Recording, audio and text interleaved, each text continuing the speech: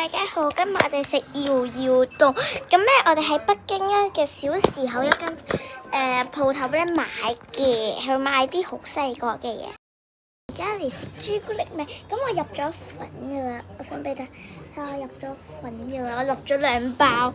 咁咧，我哋而家搖下佢先，然後咧放粒果凍入去，係寫住咧3歲以下兒童不能食藥，老人童要監護下食。咁我而家開先，有啲難開啊，其實搣咗10分鐘，終於打開，好難啊真係。哇！然後咧，我睇個兒童個廣告係倒粒啫喱落去先，然後咧又點啊？我都唔記得。咁我哋而家搖啊！搖完啦，係咁啊！我唔特別撩太多，咁我哋試下食下先。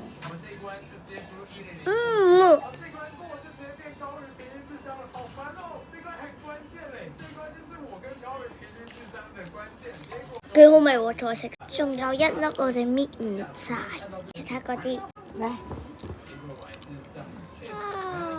屋企人幫我食整乜？真係有啲實咗。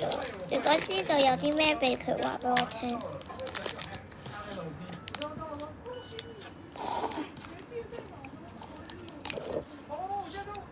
好啦，我試下淨食一，我哋淨食一粒先，篤入去啦。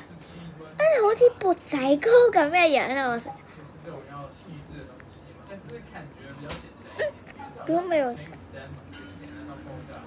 我覺得淨食好味啲啊。